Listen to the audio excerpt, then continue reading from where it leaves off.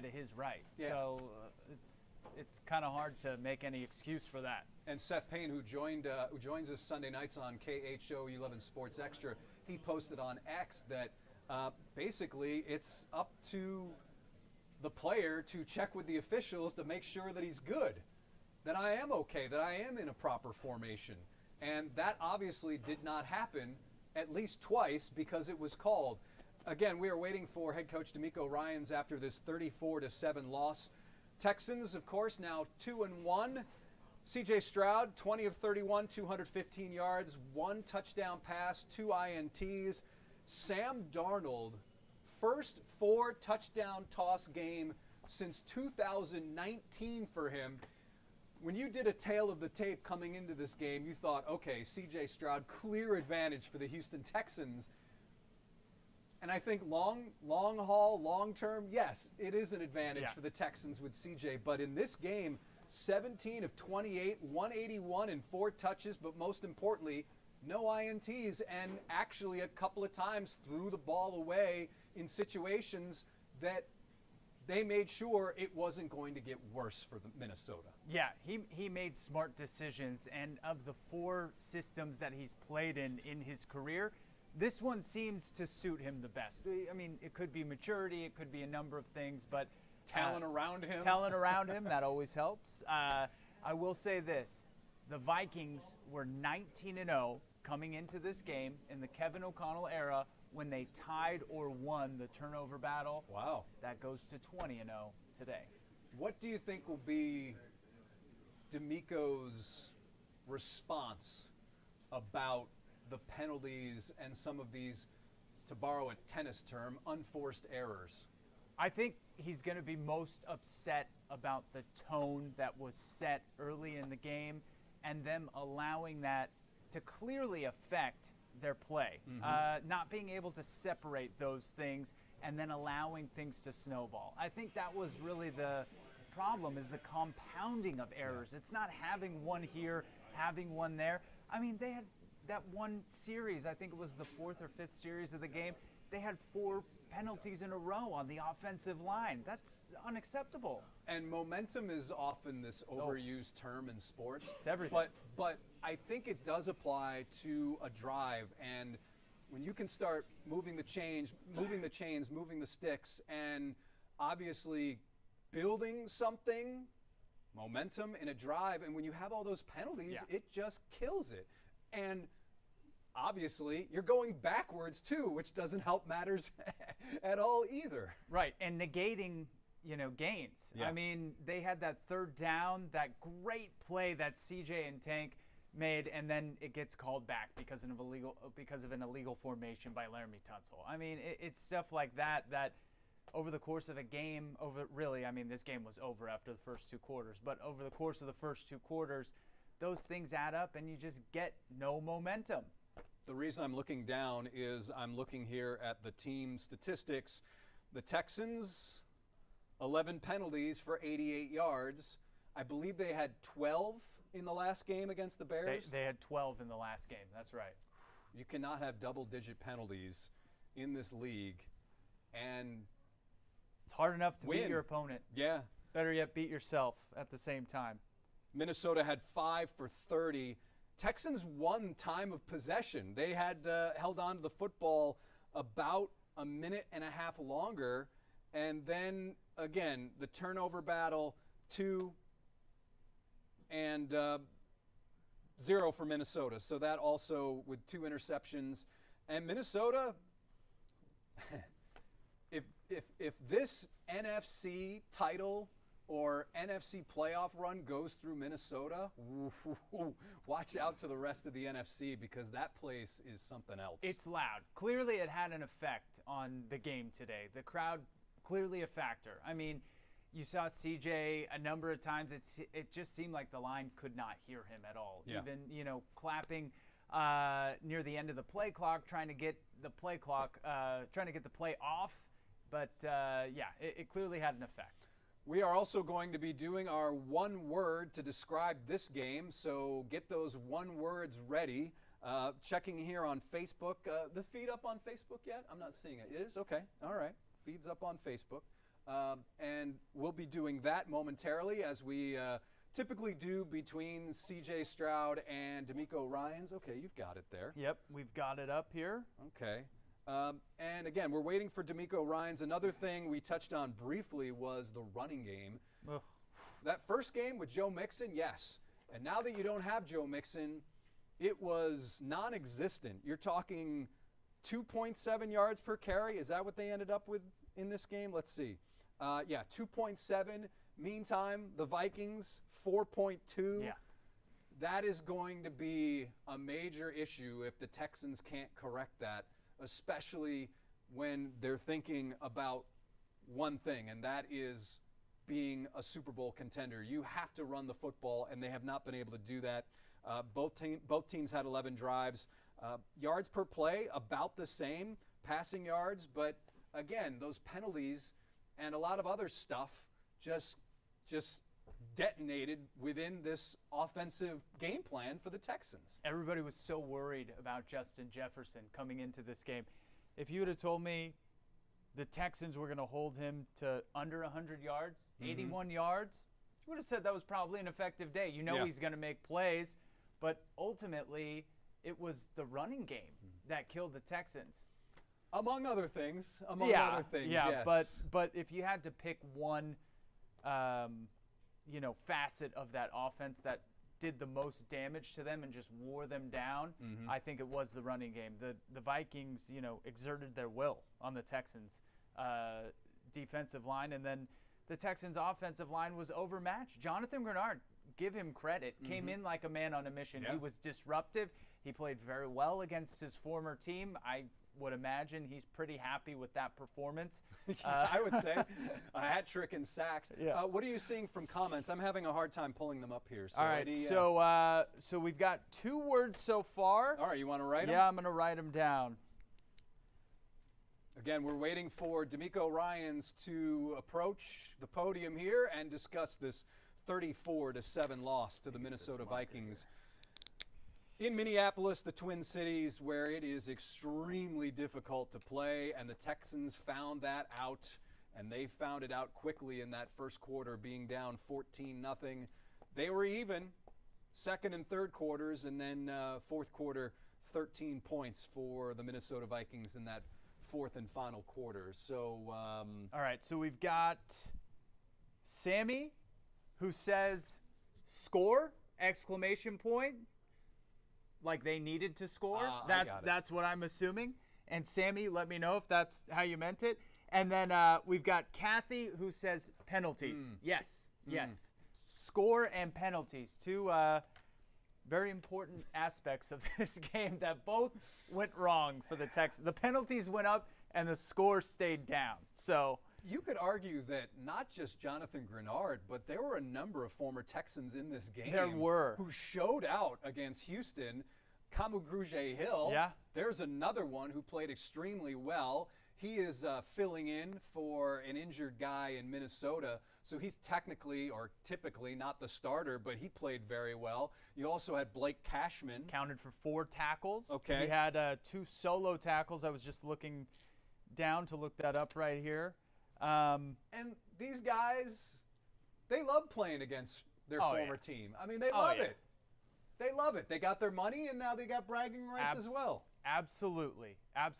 And it might not be anything vengeful, No. but there's no question No. that you playing well against the team you used to play for, it's going to mean more. I don't care what they say. It means more. And in some cases where you felt you were worth X dollars That's right. and X years, and that team said, yeah, that doesn't work for us. That's right. We think you're going to have to go elsewhere. And, that's – listen, Jonathan Grenard did not skirt that question leading up. No. He said, yeah, this is big. I'm not going to sit here and not tell you that it's not important, because it was. It was important to him to play well. And there were times where Cade Stover, the rookie, was trying to block him, and that did not go well. It did Blocking. not go well. All day, blocking was a major issue for the Texans. I think they missed the presence of Brevin Jordan, because he typically is a guy who ends up picking up blocks. I mean, I don't know how much of a difference it would have made in the end. Yeah. But there were a number of instances where Cade Stover was overmatched, although I don't think that Cade Stover and Jonathan Grenard should be up against each other. All right, here is Demeco Ryans at the podium. Let's listen in. Credit to the Vikings, man. They played a really great game today. They beat us up and down the field physically. They were a really good team, and they made a lot of plays today. So credit to those guys, really well-coached team, respect those guys, and they did a great job today. For us, we didn't do anything to help ourselves. Way too many penalties again. That starts with me. It's too many penalties, back-to-back game, over 10 penalties. It's unacceptable. You can't win that way when we have something positive going. We negate it by the penalty. So that just zaps the energy out of everyone. And so then turning the ball over, there's a lot of miscues today. And you can't do that and expect to win in this league. So we have to, we take the loss and we got to move on.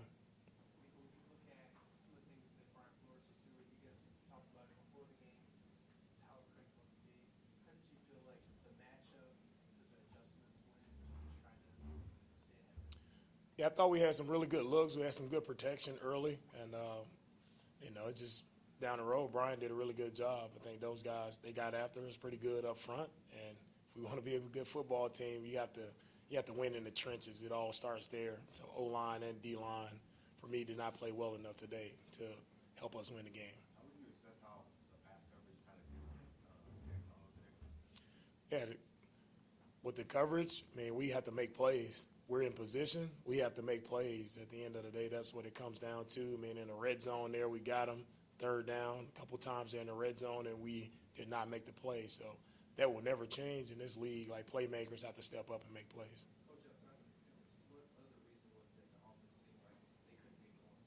Yeah, it was just a lot of negative plays. I don't think we couldn't get the run game going like we wanted to. So a lot of negative plays there. And you have that many negative plays, it's hard to do anything positive when you continue to hurt yourself. So we have to go back to the drawing board, figure it out, and not let one become two. Obviously, not penalties. They know that. And as you just said, when you go back to the drawing board, what do you do to fix the pre-snap penalties? Yeah, the pre-snap penalties, it all is self-inflicted, so we have to take ownership of it, right? First and foremost, we have to take ownership of it, and we all have to man up and be man enough to just do what we're supposed to do and be where we're supposed to be and play smart, clean football.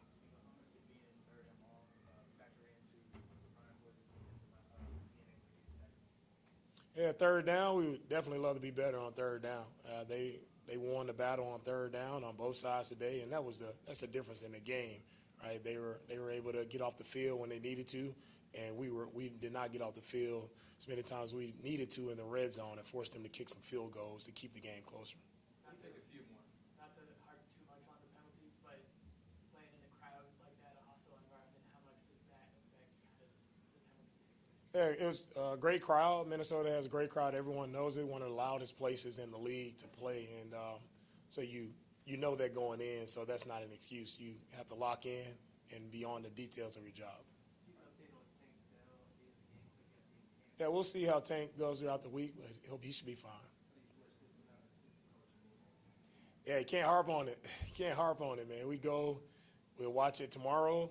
You learn from the mistakes. It's all about what do you learn, from this loss. What do you learn? And if you learn and you make the proper corrections for the next week, we should play better next week. It seemed like another game where people was sacked more often than one. What do you think is the reason why this continues to be an issue? Yeah, one of our number one keys to success was protecting our quarterback, and we didn't do that, and we didn't win the game. So, don't want to see a quarterback hit as much as he was hit today. So we have to get it fixed. So I think last two right here, what's mixing you feel like you wanted the team to learn after this? The main thing is everybody just has to be, accountable for their role, their job, right? It takes everybody. It's not just about one person. It takes everybody working together. And again, we'll go back and look at the mistakes that were made, on the film and see, how the Texans can help the Texans. Right now, today the Texans help the Vikings a lot, and the Vikings played really good, so that's indicative of the final score. It was a heavy dose of Justin Jefferson in the first half. I mean, you guys were able to kind of shut him down a little bit more, but then they started to go to their complementary guys. What was kind of the checks and balances of shutting down their number one, but then their other guys starting to make some plays? Yeah, it goes back to, you have to make plays in this league. No matter who you lined up against, you have to make plays. Justin's a really great player. He made some big time catches on us there on third down. He made some catches to keep drives going, and that's what he's done every week. So credit to him, man. Big time player, made some plays, and I think we adjusted well in the second half. But again, you still gotta cover everybody. So we still, have some work to do there. All right, thank you guys.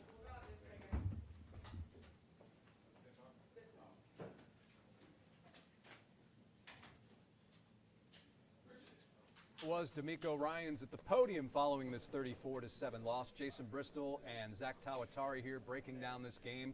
Your big takeaway from what Demeco had to say just moments ago. Negative plays. That's what Demeco said. Negative plays. Kept harping on that because that's the truth. They shot themselves in the foot a number of times. So I thought it was interesting. He said, Texans need to help Texans. Today, the Texans help the Vikings, and he was exactly right. Here's some comments. Robert, thanks for weighing in. Penalties absolutely kill us. It didn't help that we couldn't get our run game going either. Furthermore, the offensive line was like Swiss cheese. So was our defense, actually, he says in parentheses. We're better than this, though, and we'll clean it up for next week. And I think that's also important point because Demeco, what does every coach in the NFL say?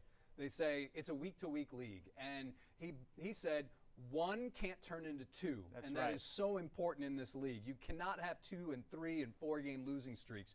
You want to make these games aberrations, a 1 game losing streak in this league. Richard says too many penalties. Eddie says Mills had a better tempo. I would argue that the time of the game when he came in, that's why he had a better tempo because they were down by 27 points, I think, when he came in, or at least 20. Let's see. Eddie says Super Bowl teams dominate opponents, and when they happen to fall short, it's still a competitive game. Texans not ready. might be right. Might be right. Yeah. Might be right. The good thing is this is only week 3. Right. You got a lot of season left. It's a young team still. For the most part. Steve says horrible performance by the offense. John Paul says it was both sides that play bad. Continuing with our one-word theme as we wait for C.J. Stroud to take the podium, Robert has this one, porous. A lot of holes. A lot of holes, much like the Swiss cheese analogy. I'm gonna go. Did you give your one word yet? No, okay. I did not. I'm gonna go with this one. Zach's cheating, looking at my board. What, you can't come up with your own word? You got to look at my paper? I wanted to make sure we weren't going to say the same thing. Well, sometimes that's good television if we have the same thing. Fair. All right, my word is this. Unexpected. This was unexpected. Based on what we know about this team, what we've seen from this team, and what we think of this team, this was unexpected. You're gonna have some of these in a season. But again, the key is you can't have 2 or 3 in a row. So I posted on X that this may end up being the worst first quarter the Texans have all season. We'll see. There's still a long, long season left to play, but it would not surprise me if this is the worst first quarter you'll see the Texans play all season. It would be hard for them to get off to a worse start than they did today. Yeah, especially in that environment. Right. You couldn't do that in that environment. And given that, my one word, flat. That's pretty good, too. They came out flat today. The Vikings punched them in the mouth, and they never recovered. And I don't know that Demeco Ryans is going to be so upset with the loss today as he is going to be with the lack of response. They came out today. I'm not saying they gave up. Yeah. I'm just saying that they were not able to respond effectively because they kept having these negative plays that stopped their progress. We have someone here saying, touch on Tunsil. Well, there are a lot of yellow flags. That's the one thing. But listen, last Sunday during the Sunday Night Football game, there was a graphic that popped up that said he had been flagged for more false starts than any lineman in football the past 2 years. And it's unacceptable. it is unacceptable, not just from any left tackle, but the highest paid or one of the highest paid Pro Bowl. left tackles in pro football. I don't have the numbers in front of me, but Trent Williams is certainly on the same plane as Laramie Tunsil. And I'm Yes. guaranteeing you that Trent Williams doesn't have that number of false start penalties. Now, Laramie a couple of years ago came out and said that he thought the officials were targeting him.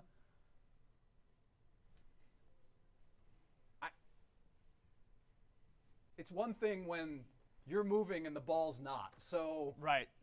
I mean, I understand that the illegal formation is subject to interpretation in the sense that the official sees how far you are lined up behind the guy to the right of you, or at a deficit from the guy to the right of you. But if you're moving and the ball isn't, that's pretty objective.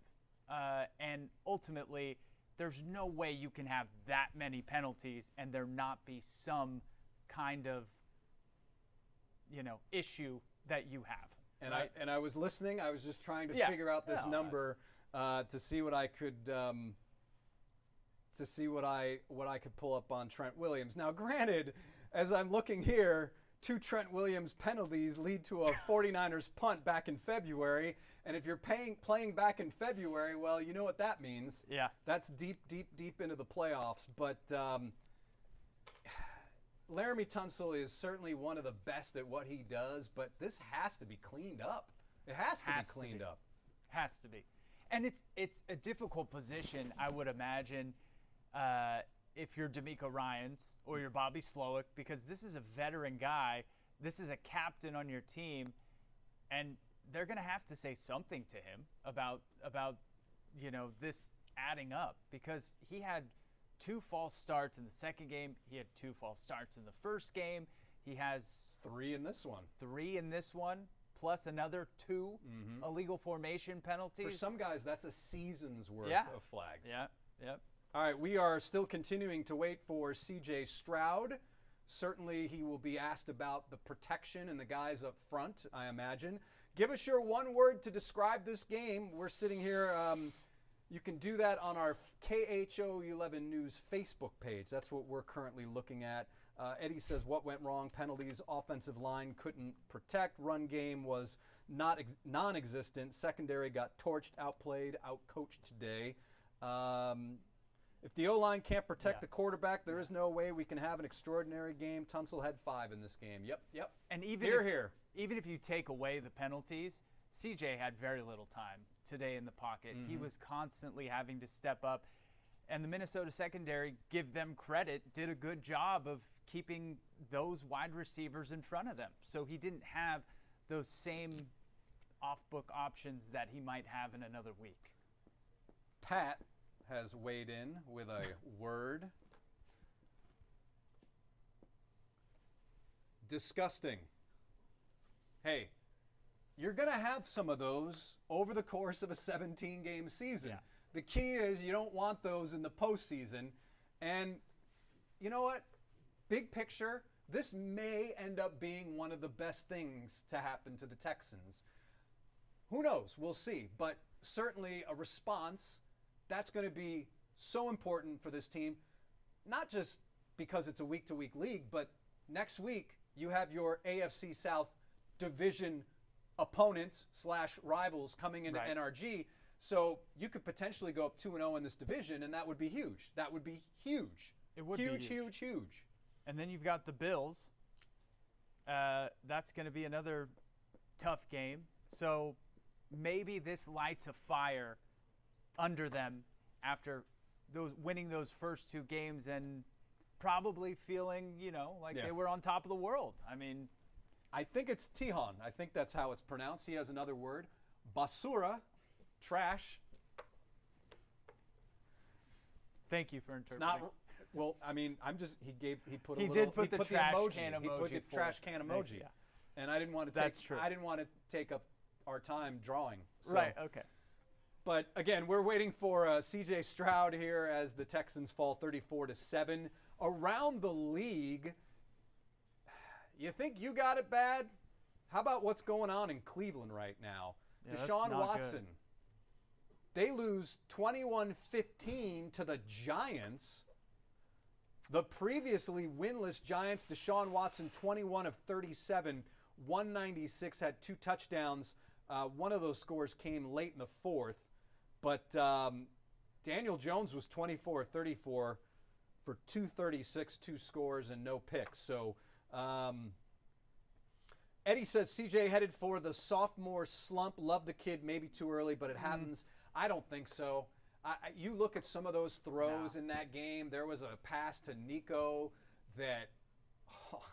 What about that? His catch on that. Bro. Yeah, that was a great. Yeah, He caught but it You can't catch overhand. it. But you can't catch it without a great throw, That's right? true. It's That's like true. the chicken and the egg and that Right. kind of thing. So Fair. to me, he has really showed no signs yet of a sophomore slump.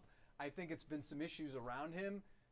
Listen, CJ is, I would imagine, a perfectionist, but also understands like, hey, you're going to win some plays, you're going to lose some plays. It's how you respond. But yeah, I haven't seen any sophomore slump. The throws, NFL media posted a video of Bill Belichick after week 1 on that last 4th down throw, or that late game throw rather, to Nico Collins, and Bill on the Belichick sideline. said that might be the throw of the year, and that was week 1, and then he did it something similar in week 2, and then he had another throw here in week 3. So I don't see that. I think there's a lot of issues, namely the running game at this point, running game and penalties. Yeah. So I don't see a sophomore slump. I'd have to see like a 4 interception game or him being wildly inaccurate. I'm not seeing that from CJ Stroud. Yeah. The second interception today was his fault. He knew it. He admitted it. Immediately said to Nico Collins, "That's my bad." You don't see that happen very often. All right. So Tion, my apologies. I have this little screen here, so I apologize. I got your name wrong. She says Basur. So my apologies. I have this little screen here, so and my eyes are going at this advanced age. So Jay says, "Nick, you're fired." That's quite a response after the first loss of 2024. Nick, you're fired? I don't think I can fire Nick Caserio. No, I don't think so. He's done pretty good so far. All right. Also around the league, when you look at some of these games that impact the division, Jacksonville has Buffalo. That's on Monday. And then you also have the Colts. They were playing the Bears today. And I'm looking for my scores here. Caleb Williams not great in that game. Did you have the final there? Again, yeah, Colts Bears 21-16 Indianapolis. Okay. Andy Dalton from Katy.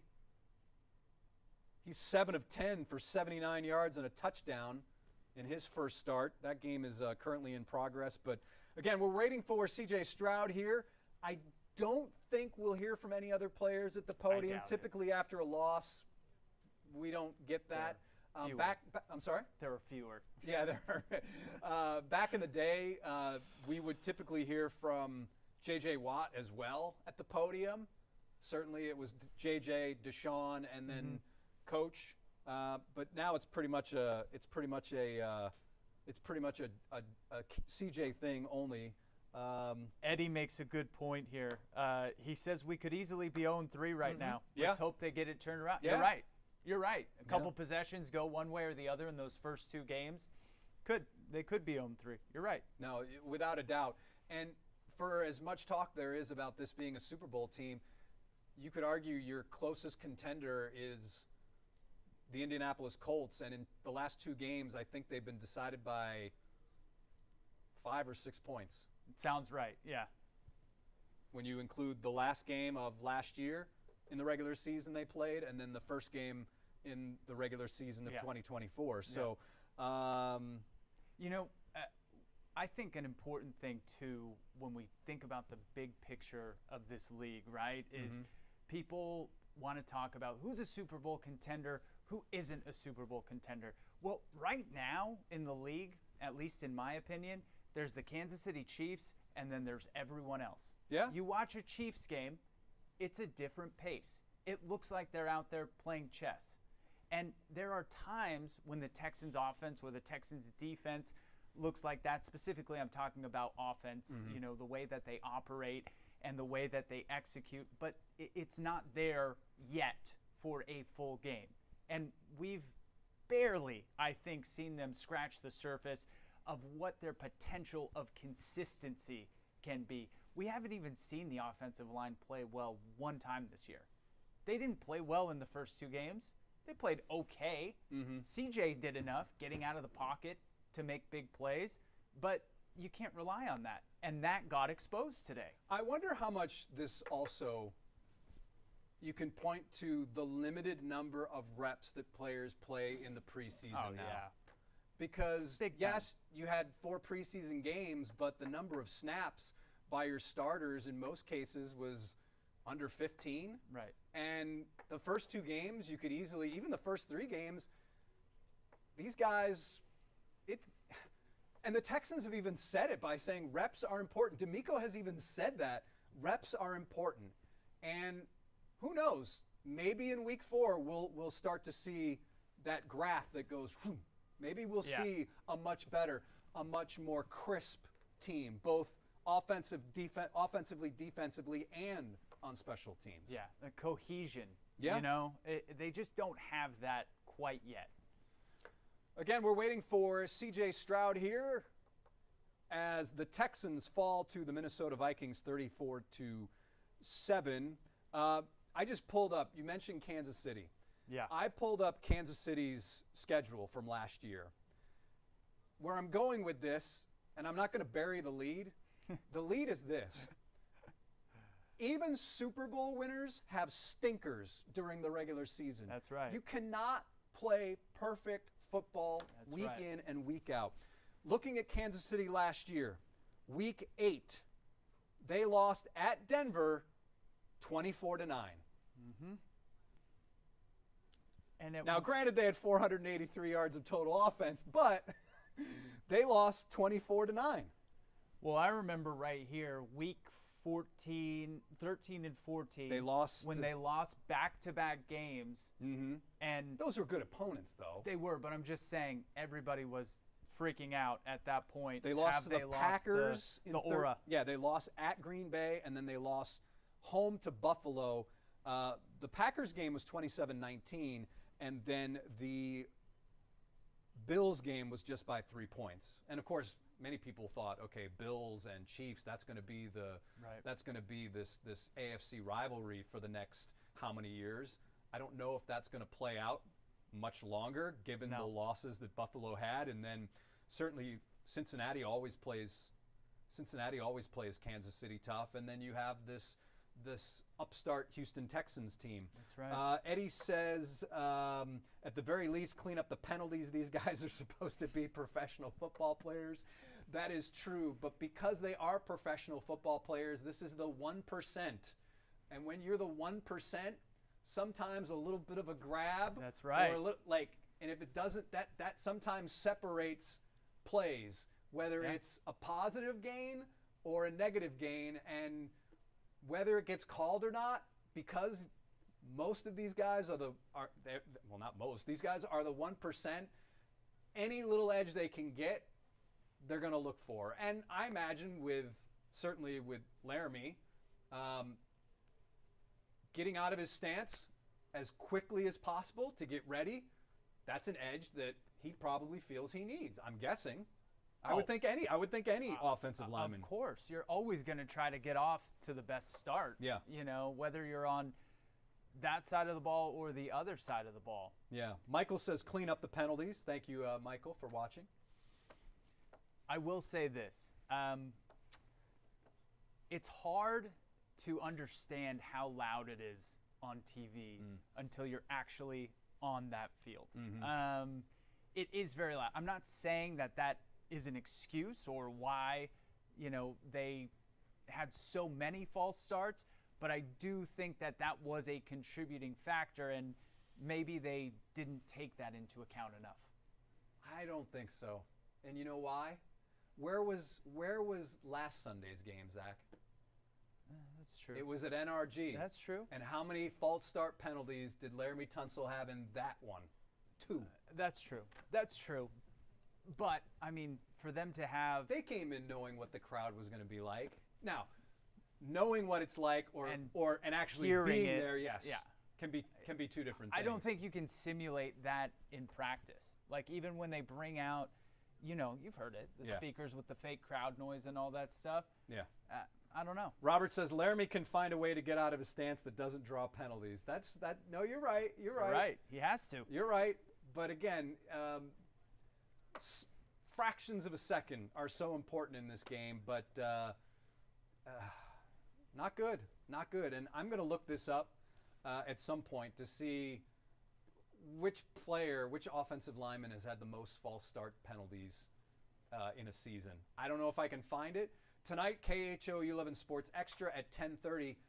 Former Texan and original Texan Seth Payne will be with us. Seth, of course, from Sports Radio 610. I imagine he will have a lot to say about this, so definitely tune in because we're going to give Seth the floor. He's going to be wound up. Because Seth, having been on the other side of the football, being a defensive tackle, he's going to have a lot to say about what offensive linemen can do, should do, and when they're not doing it correctly. So tune in tonight for KHOU 11 Sports Extra. Again, you're watching this post-game edition, again, here of the Texans losing to the Vikings 34-7. Jason Bristol, Zack Tawatari, as we're waiting for CJ Stroud. You saw the game. It wasn't pretty. Certainly CJ had not a lot of time to work with. I'm certain he'll be asked about that. I'm guessing he'll be asked about the atmosphere there. Mm-hmm. What else? If you were in that room, what would you ask CJ? Where was the cohesion when it came to the passing game, the running game? Did it feel like you guys just never got anything going? You never established any kind of pattern or momentum to build off of? And was it the penalties that ultimately killed that? I would have been interested to see a little up-tempo, maybe move things a little bit. But, sure. But the problem is you can't go up-tempo when you're getting, I think you can go up-tempo when you can't hear. I mean, you can do a certain snap count or whatever, but more so like the false starts and the penalties. Like you can't go up-tempo and then okay, well, we're going back 5 yards, 10 yards, whatever. So let's see. Eddie says, I thought the defensive front for the Vikings had too many tip balls on CJ's passes as well. I was surprised by that. And I was surprised by that in the first couple games as well. He's had a couple passes tipped at the line. That's not very common for him. And he probably had 2 or 3 today that I can remember. One of them on the interception, and then there was another one where he threw it out to the flat on the right that got tipped. That could have been an interception, but it ended up not being one. I don't know if that's a lane thing or, I don't know. Well, the one that was tipped,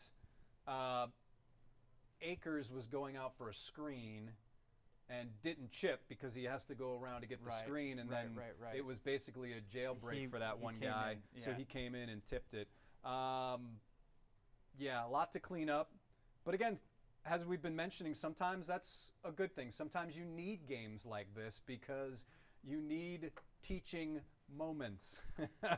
Scores, Colts over the Bears 21-16. And also, as Robert mentioned, which we failed to mention, the Titans lost 30-14 to the Packers. Rough game for Will Levis. I think he had 2 pick sixes. Yeah, he had 2 INTs in this one. There's some movement now here in this room up in Minneapolis. So I'm guessing CJ is on his way. I'm sure it's going to be momentarily for him. It's been about enough time. I mean, it has been enough time. It takes, Will Levis was 26 of 34, so on the surface the numbers, but 2 picks. And Malik Willis, 13 of 19, 202, 1 interception. Will Levis sacked 8 times in that game. 8 times the Packers got to Will Levis. It's not good. 8 times. We thought 7 against Caleb Williams was something. Also in that game, Titans also had no ability to run the football. 33 yards rushing on 3 yards a carry. So that's right now in Houston Texans territory when it comes to rushing the football.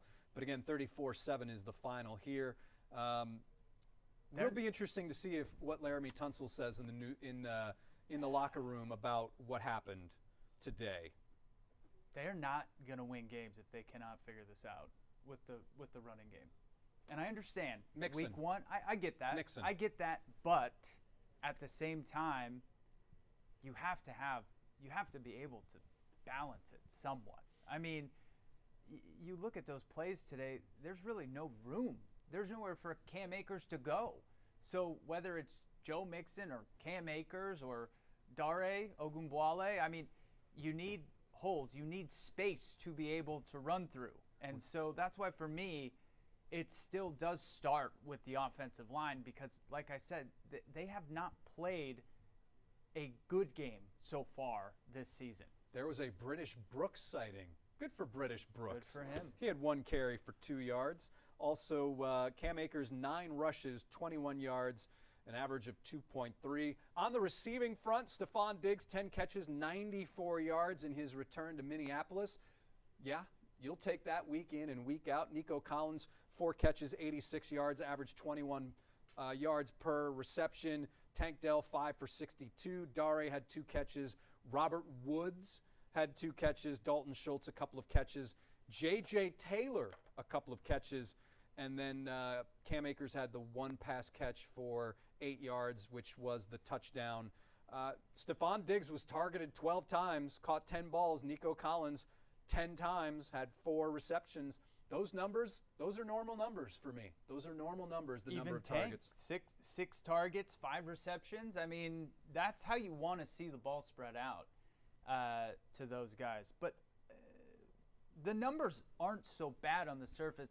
It's that timing? It's timing. I mean, they missed hitting the big play when they really needed it. The only one I can think of that they really needed and they got it was that 3rd down to Nico, that beautiful throw from CJ where, he caught it over his shoulder. That was a big play. But then the other one that he had to tank earlier in the game, negated because of a Laramie Tunsil penalty. And on defense, too. I mean, man, there was a 3rd down and probably 15 later in the game when the score was still, I think, 14-7. It may have been 21-7 at that point. But they gave up all but 15 of those yards on 3rd down. And then the Vikings, when it went for it on 4th and inches, they end up getting the 1st down. It's stuff like that. You can't turn the tide when you don't make the key plays and you're not playing well. Again, we're waiting for C.J. Stroud here from Minneapolis.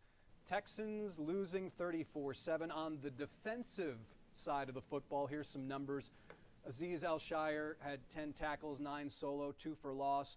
Jalen Petrie with 8 tackles. Henry To'oTo'o and Jimmy Ward each had 5. Tim Settle, big man up front. 2 sacks, 2 right? sacks. 2 sacks. 2 sacks. And then Kalen Bullock, 3 tackles. Kamari Lassiter, 4 tackles. But Tim Settle, you'll take that. 2 sacks. Will Anderson had a sack. And Tim Settle had the 2 quarterback hits, 2 sacks. Yeah. How about Stephon Diggs with a 118.8 passer rating today? Sam Darnold? No, Stephon Diggs. That was certainly They ran the little, that was also the little unexpected lateral. as well. That was also unexpected. Yeah. But Bobby loves him some gadget plays. That he does. Loves him some gadget plays. All right. Let's see if you guys weigh in. Will this be a turning point for this team, or will this be an issue moving forward for this team? What you saw in this game, whether it's the penalties or the porous offensive line, the lack of a running game. I think getting Joe Mixon back will be huge. It will because Joe Mixon certainly adds that dimension that they have not had when he has not been in there in week 2 at NRG against the Bears, and certainly today against these Minnesota Vikings. It will be, but they still have to start on time. You're right. I mean, You're if right. they keep getting backed up into, 2nd and 20, 3rd and 15, Yeah. the odds of converting those plays are so small. AFC South standings at this point: Houston 2 wins, 1 loss in first place. Indianapolis 1 game behind at 1-2. Jacksonville is winless, 0-2. Again, they're playing Monday night. The Jaguars are playing Monday night, and then Tennessee is 0-3. Points allowed, 74 points allowed in 3 games now for the Texans, and they've scored 55. Certainly this game skews things a bit, but again, I think it was Eddie said earlier that now Gilbert says, we did face a number 1 ranked defensive team. I know one thought we would, okay, I got you. Basically saying that most people thought we'd win all 16 games. We had a few players out. We will bounce back. That's a good point. Yeah. This is, right now, certainly Minnesota is one of the surprises of the NFC, but they're not going to be a surprise anymore after the way they took out the Texans. They're not a surprise anymore. They're a legitimate contender at this point in the season. That's a strong football team. Yeah.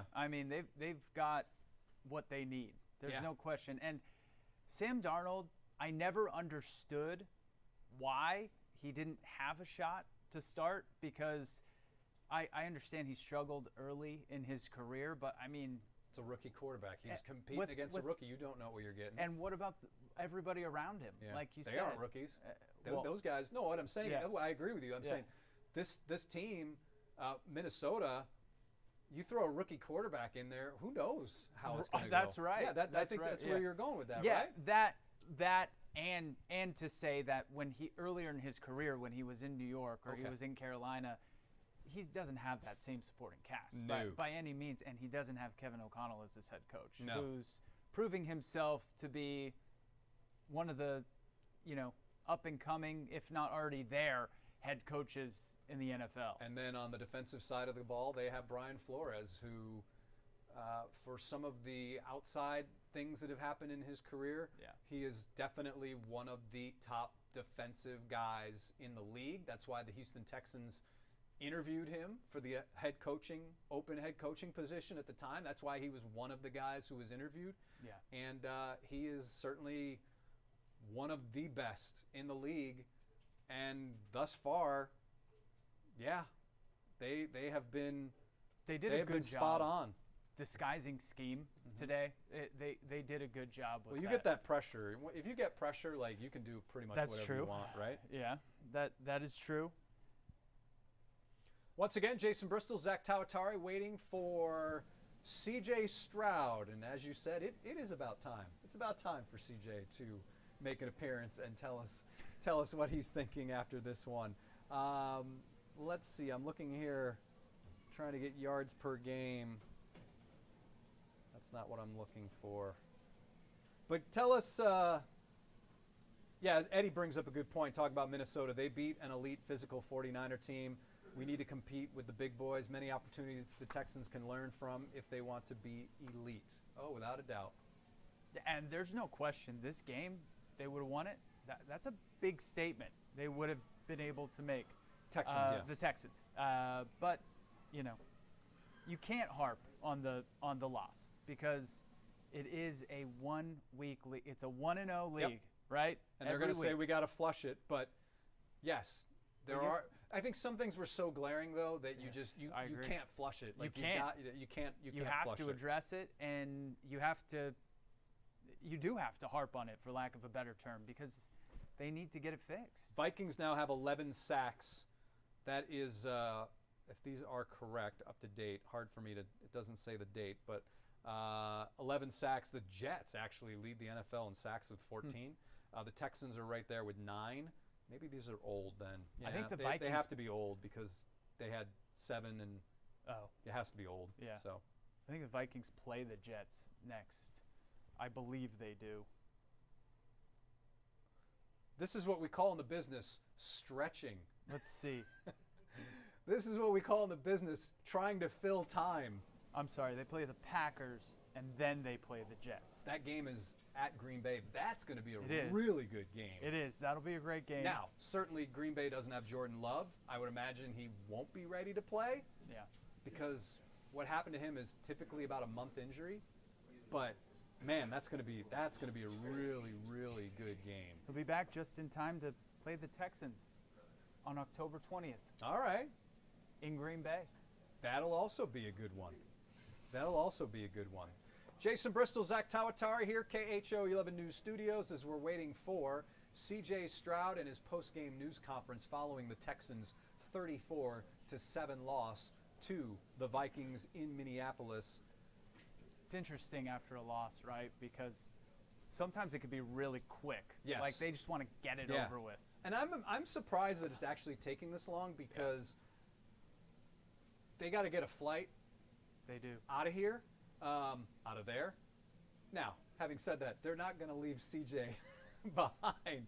But typically, because they are on a time schedule, they Right. usually they want to get They're prompt. they're prompt or Yeah. more prompt. More prompt. Yeah. So, Yeah. all right. Filler Robert time. says it's filler time, eh, boys? That's right, Robert. That's right. Eddie says having a run game will pay dividends. We can control the clock, time of possession, less pressure on the defense. Amen, brother. Exactly. Amen. And I know Demeco Ryans and Bobby Slowick feel the exact same way. I know Nick Caserio feels the exact same way. How do we know that? Because of what they did in the offseason by going and getting Joe Mixon. And how much they spent. Mm-hmm. Yep, without a doubt. Now, Omar, the Texans PR head, is there. However, He has a grabbing backpack a on. backpack and leaving, which is What does not that mean? encouraging to me No, right they now. would have to bring CJ. He has to, but I'm just. Robert says CJ might be laying into the team. Lighting into the team, yeah, lighting and into who can blame him? I don't Yeah, know. yeah. I don't know. I don't know if CJ's has that personality. I think he's. When I think warranted, he's a little more. when Yeah, warranted, when warranted, but more generally speaking, low key. He could be, but I just, from what I've seen, he's definitely more low key when it comes to constructive criticism. Let's say. Yeah, but with CJ, all things are possible. All things are possible. We've seen that, and we will see that moving forward. Jacksonville, an interesting group that you're going to run into next week because Trevor Lawrence was supposed to be the it dude. I mean, he was the next big thing, and then you bring in a head coach who was an offensive mind, and things have gone well at times, but they're 0-2, and things have not gone well thus far this season. No. I think the Texans. Oh, here's CJ. Okay, so here is C.J. Stroud. Go ahead, guys. What are some of your takeaways from the Yeah, first and foremost, just want to thank God, just for another opportunity to play this wonderful game in a great environment. Some of my takeaways, just shooting ourselves in the foot a lot. Got to just clean up, play cleaner football, protect the football, and play complementary football. All 11 guys on the same page, and just fixing issues. I feel like is the next steps and goals for us. But those are some of the things that just stick out right now. How did what you were expecting them to do pan out versus what actually happened? I mean, they kind of did exactly what we thought. Played a lot of too high, a lot of taking away our passing game, and then they would either blitz the edge and try to stop the run on a certain down. So, I mean, they did a lot of things that we thought we were doing. We just, weren't moving quick enough. We weren't executing. We weren't playing hard enough. And, it starts with me. So, just got to be better. I mean, it's, something that I feel like, it can be fixed. So it's nothing to hang our heads down about, but definitely can and will be better. Everybody talked about the pre-snap penalties and how tough they were. What was the main issue there, and how tough is it when you're constantly backing up and you find yourself third and long most of the time? Can't live on third and long, especially against a defense like theirs. They cause a lot of issues on third and long. You have to give yourself a chance, and you keep shooting yourselves in the foot and just moving backwards. You're not playing complimentary football even for yourself. So, I don't know exactly. I can't just tell you right now exactly what the issues are up there. Has to be conversation, away from, the game and just meetings and just seeing what we can do to be better when, it's loud and, how intentional we have to be at practice and things like that, just to get those things fixed. Because, we're moving the ball. It's just, you're kicking yourself out the red zone and kicking opportunities and, and it's hard to live on third and plus 10, so. Later on this year, this game is something to look back on that would be important in terms of things that you learned and it's better than it's early in the season. What's your perspective on that? 100% agree. I've dealt with games like this before where it's like, man, like we look terrible, we like this, but that's not the truth. They kicked our butts today. They are a great team, and they will continue to be doing great things. But we know what we are, and that's not what we put on the field today. Got a lot of respect for those guys over there, but like Steph said, this is just the beginning. It's week 3. It's no time to point the finger or separate. It's only time to come together. That's the most thing that matters. We stay together. We don't care about the outside noise. We know everybody's probably going to turn their back on us. We know our fans are going to stay loyal. So, it is what it is. We know what we're going to be, and we're going to, continue to go through the lumps that everybody goes through during the year at some point, and we're glad it's happening now. Take a couple more. That first pass of the day, it gets batted, and then it gets intercepted. What can you talk about what you saw on that play, what your read was, and how it played out? It was my second pass. We made the right read. We had a lot of guys open, threw it to Tank. They were playing, a certain technique. If they can't get home, then they just sit there and jump. It's honestly, you got to just try to find a lane or something.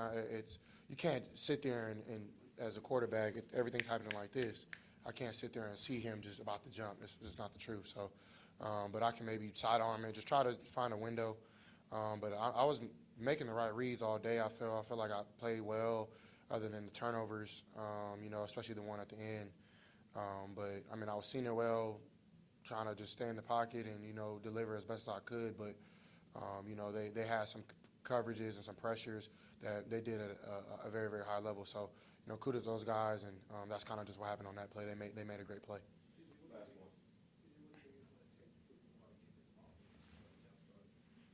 Smile, realize, we're still very, very talented. We're still a force to be reckoned with, and we're still very dangerous. It's nothing to, I always use this quote about Nipsey Hussle, just never let a hard time humble you, like all the way to zero. You learn and you have some humility, but you don't let it take you back to square one or square zero.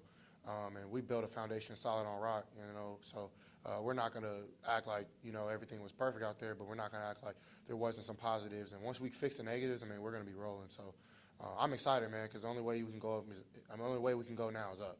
So, I'm very grateful and blessed that we did get our tails whooped today, and, something to learn from. And, I'm glad it happened early. Now it's time to go to work. All right, man.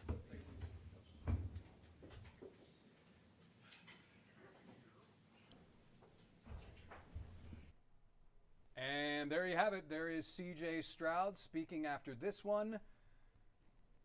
Your impressions of what C.J. had to say? He knows what he's talking about. Yeah. He talks like a veteran. He acts like a veteran. He understands that this is a long season, and this is part of it. Mm-hmm. We'll give C.J. the final word, but if we had to pick one word out of all the words that were given to us, which one would you pick? Ooh. It could be your word. I think I'm going to go with flat still, because I just think they came out not firing on all cylinders. All right, I'm good with that. You We know. had these as well. I think disgusting is a little strong.